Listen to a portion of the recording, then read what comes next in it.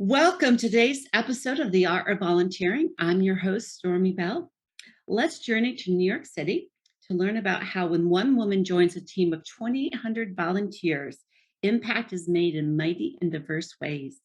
Thank you, Courtney Amberg, for joining us today. Thank you for All right. having me. I'm so excited.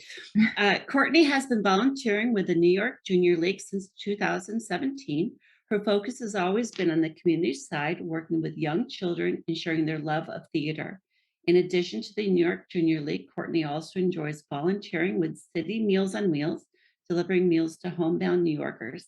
And when she's not volunteering, Courtney works in the fashion industry as a merchandising strategist at the Doniger Group in New York City.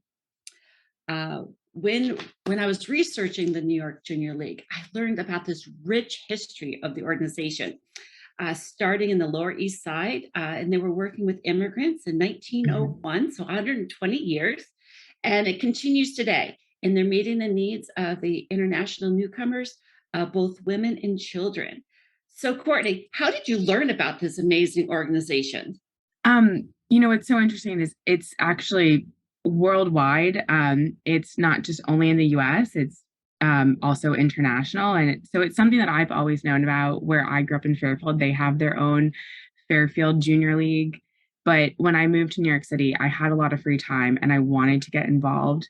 And my mom was like, "Oh, why don't you do the Junior League? It's just, this nationally known organization that you can volunteer with." And the Junior League in New York is the first one, and then it expanded, but it's a widely known organization that it gives back to the community. And so it was a great place for me to, fill up that free time that I had. Awesome. Can you share about the mission of the Junior League? Yeah. So what I love about the mission is it's all about giving back to the community. So the Junior League is, really focused on making sure wherever they have a junior league that they are providing the community with the tools, educating, anything that needs. They are there and they are in the trenches giving back. So, while it is a women's organization, it's not just about giving back to women. It's not just about giving back to children. They do have programs where, men are involved in that as well, but it's mainly an organization made up of women who give back to the community. Awesome. Now, the next question I have is a two-part. Well, you actually already answered one of them. So how does the mission of the Junior League align with your core values? So for me, and kind of going back to like, I had this free time, I didn't know what to do. And I grew up always, having a mother that volunteered, and she was like, "Go volunteer, go use your free time, go give back to your community." So for me, the Junior League, seeing that they're very much involved in giving back to the community, that's something that is a core value to me, something that I wanted to do. I love that I can go work with children, be in a theater program with them, something that I've always loved, and get that out through volunteering with them. And I think what's so wonderful too is just there's other community partners within the Junior League. I don't have to just focus on theater. I can go work at a soup kitchen. I can go volunteer through the New York Junior League in whether it's with the homeless and helping them get jobs, or there's even more intense programs where you're on call for domestic violence, or you're helping in the hospital with anyone that has ever had a disease. There's just so many ways to help. And it's just so wonderful that if you have that free time and you want to give back, that there is a way that you can give back in so many ways through the New York Junior League. I was reading you have like approximately 80 community partners. Yeah, like that's just phenomenal. You go into so many different areas. Mm-hmm. And yeah, I was just like blown away by that. Yeah, it's That's amazing. Awesome. All right. Describe your focus area. You are the chair of the Beacon to Broadway committee program. Describe that to us. So I am chair of Beacon to Broadway, and Beacon to Broadway is a community organization within the New York Junior League. And what we do is we volunteer at an elementary school on the Upper East Side. And we have a theater program for these kids. So we do everything from putting on a show. We teach them all about Broadway. We teach them about theater to ultimately at the end of the year, we put on that show. I take them to Broadway shows throughout the year. We do field trips, but we are with them through the entire school year. And the only time we ever have a break is when there's a school closing, like a spring break, February, all of that. And otherwise, we're with them every Wednesday from 6:30 until 8 p.m. at night and practicing to put on a show. And we actually just had our show 2 weeks ago. We did a variety show called I Love New York, and it was absolutely incredible. We had two big dance numbers. We had two acting scenes. We had kids singing. And typically in the past, we've done where, we've like Aladdin, we've done Lion King and whatnot. But this year we decided to do a variety show just because with the pandemic, we still like half the time was on Zoom, half the time was in person. So, but it's all theater based and it's incredible. And it's how I get my love of theater out. That's awesome. Now, if I read correctly, you pull in from 9 elementary and middle schools. Is that right? Or how many We've schools do you pull in from? So we have 9 students in total, but they come from various middle and elementary schools because they're 4th through 7th grade. So it is various schools. It's not just a school that we have the program at. But they somehow all know each other. Not just because our program, but because of other like programs they've done which is really cool. Oh, that's awesome. I like that. Okay. You've described a little bit about what you do, but can you describe like what does one afternoon look like? Like you open the doors, was it 6:00 and they come in. Just take us through a normal meeting. So the kids come in and we feed them dinner. Feeding the kids is very important. We provide them dinner every single week. We, went through a lot of food insecurity during COVID, and it's important for us to continue to provide them a meal. So after they finish eating, we start and we do a warm up from stretching to vocal exercises, and then we dive right in to the programming. So, we're performing a show. So we break up the group. We have half the kids. If you're working on this scene from Marvel, you go to practice the Marvel scene. If you're singing the Skylar Sister song, you come practice the Skylar Sister song. Then we all get back together and then we for a water break, and then we break the kids up again. Some kids go practice the subway scene, which is a script that they were working on. Some kids go practice a magic scene. And then again, we come back together. And so we have this very scheduled because we finish with our dance number and we practice the dance, which I will say the dance numbers when we were in our rehearsals, those were probably the biggest things that we kept having to rehearse. Cause I give the kids a lot of props for remembering those dances. We come back together, do those dances. Now, one thing which kind of fell off, but what we would try to do is have 5 minutes before we ended completely. So at 7:55, we get in a big circle and do accentuate the positive and talk about a positive from the day. Which was, really good. That was my favorite part. It was always great because the kids would always compliment one another. But unfortunately, as we got closer to the show, we didn't have time to do that anymore. I do understand that. All right. What's your most favorite part of working with the students? I love being around the kids. They all have this fun personality, and they're young. They're not adults yet. They have opinions, but they don't have like these worldly opinions. They're kids. So they say stuff and you just start laughing, and they're just so sweet and so kind. And it's honestly the reason I go every week is to be around those children. They are the sweetest kids. Anytime whether it's we give them dinner or we are so excited and tell them we're so proud of them, their faces, they light up. They are so excited and they're so happy to see us every time. And that is what brings me back every week. I like that. Now, kind of going back to the COVID Yeah. Okay, you mentioned that the first 2 years you was on Zoom, completely Mhm. on Zoom. How did you keep everyone engaged? That was really hard. Not just even the kids, but the volunteers too.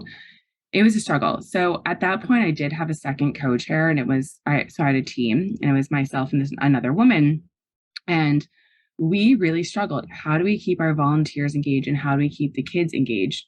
So we would do a lot of breakout rooms, and tell the volunteers, okay, what are you interested in theater wise? And whether it was singing, acting, dancing, we would do these breakout rooms where that volunteer would be in charge of the lesson for that week. And we would give them a few kids and they would do something with the kids. And I mean, we ended up having volunteers choreograph entire dances on Zoom, which Really? I give them a lot of props for figuring that out. I was part of it, but I was also kind of standing back, like in the back, because I was coordinating all this stuff. But um, we were able to keep the kids engaged because you know, through the volunteers being really engaged in it, we found a lot of content to keep the kids involved and happy. And we also were able to do kind of like a Zoom field trip. So we did two, and we hired this woman that's a former actress from Broadway, and she did this whole wonderful performance. That was like an exciting thing that the kids always had to look forward to. And we had the cast of Hamilton come on one time and sing a bunch of songs.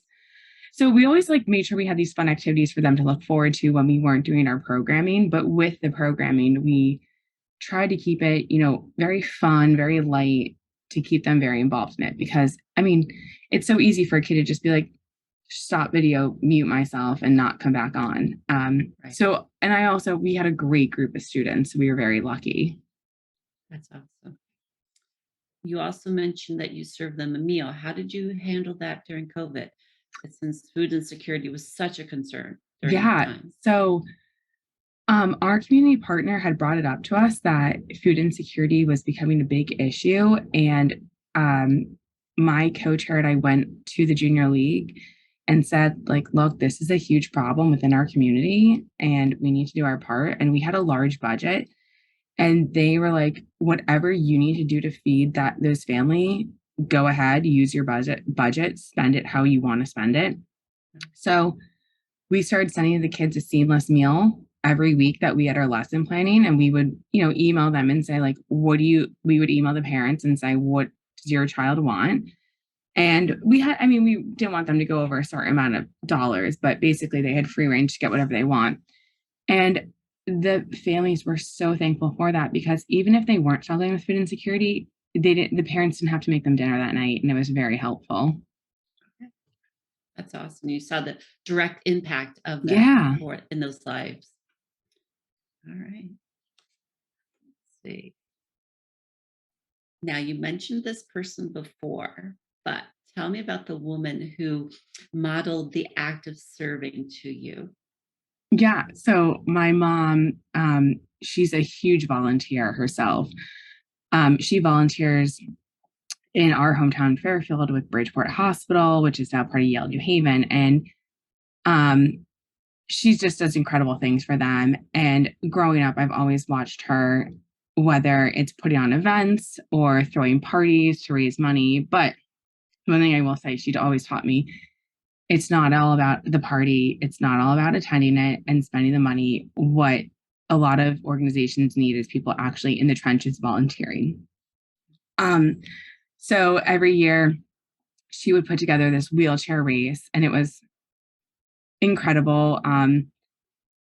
She could barely get volunteers to do it, and she would be doing a lot of it on her own. She had some great donors for it, but she would give these kids who are confined to wheelchairs a relay race and then trophies and feed them lunch. And it was like one big party. And I would go every year with her and I'd help her out. And, just seeing her doing that and just she has the biggest heart ever. And it made me be like, well, I have free time. Like, I need to volunteer. And my mom always says to me, she's like, I was never volunteering at your age. It wasn't until I was older. She's like, so I am so happy to see what you're doing and that I have influenced that. That's awesome. Give a shout out to your mom. What's her name? Her name is Sean. She's incredible. Well, thank you, Sean, for modeling this. Um, Now, I would like you to share some stories from your volunteer journey. Just a favorite story. I think my favorite story is when I was first volunteering with the New York Junior League, and a parent came up to us and said, "Thank you so much for everything you do. You keep my kids off the streets so they're not doing drugs." And that has always made the biggest impact on me. That's why I volunteer in the community. That's why I choose to volunteer with kids, because knowing that I can do the littlest part to keep these kids off, not getting into bad things and keeping them engaged and in a healthy and happy lifestyle means the world. Um, it was hearing that. I never even thought I was making that type of impact. It's the simple acts of kindness that make the biggest impact. And sometimes we never know how far reaching that is. And then every once in a while, like this parent mentioning to you, you catch a glimpse of Yeah, the why, the big why that we do this. exactly. 100%. All right. Now I have a fun question for you. Tell me about a blooper, something that didn't go right, and then tell me what you learned from I mean, a lot of stuff didn't go right this year.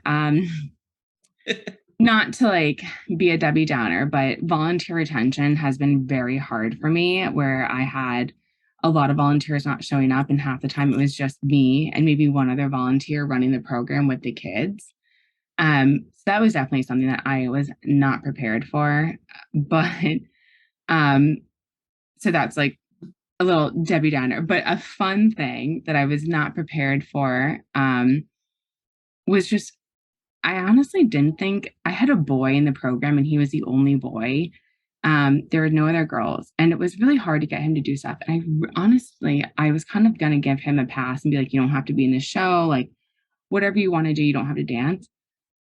I was so proud of him. He actually, in our show, did all the dance numbers and danced. And he used to be, never involved in it, would always like be sitting, watching instead, like wanted nothing to do with it. And I was always trying to like hype him up, keep him happy. And I was so impressed at the show. He was in it, did it amazing, looked incredible, dancing. I was like, wow, you actually listened. Well, that's awesome. Okay. We're at the time of the episode where I let you have the floor. I want you to love on the New York Junior League, and just tell me why people should check out their own local chapter. Just love on them. The New York Junior League does amazing things. Well, sorry, the Junior League in general does amazing things for their community. I experience it personally within the New York Junior League, where I give back to my community in ways that I never realized I actually could. So I also have gotten involved with City Meals on Wheels, and that was through the New York Junior League. The New York Junior League, not just only do they have their own programs, but they get very involved with other organizations like City Meals on Wheels. I started volunteering at a soup kitchen because of the New York Junior League. They're very big supporters of just the community in general. And if there's another organization in the community that's doing great things, they want to support them and they want to bring volunteers into it. So just in general, what they do for their community is absolutely incredible. And they continue to just going back to the mission statement, making sure that they make the community a better place and they're there to help and support. Amazing, amazing work. So, Courtney, thank you for being our guest today. Our listeners have totally enjoyed hearing about all the great things that you're doing. But before you go, there's something happening in the next week or so, an award that I heard of. So I am being honored with the New York Junior League Women to Watch Award. And what's so exciting about that is actually it's a big deal. You do have to be nominated for it. So you get this award if you're within 5 years of service within the New York Junior League. So I will be getting it at the end of June. And um, there's only 3 actual awards that you can get within the New York Junior League. Provisional on the Move. So provisionals are when you're kind of in your training program for the New York Junior League, women to watch when it's 5 years or less of service, and then outstanding volunteer once you've hit 10 years or more of service. So yeah, so getting women to watch this year. And last year I actually won committee of the year, which is a big deal. And um it feels so great to be honored and acknowledged by the Junior League for like what I'm doing for them. And to be honest, like I love what I volunteer doing with them. And I don't really need to be honored because I love what I do, but it's just a great Nice. feeling. Yeah. Mhm. Well, congratulations on Thank that you. award. Thank you so Wow. much. Well, with that, thank you for joining us for the Art of Volunteering and look forward to seeing you next time. Have a great day.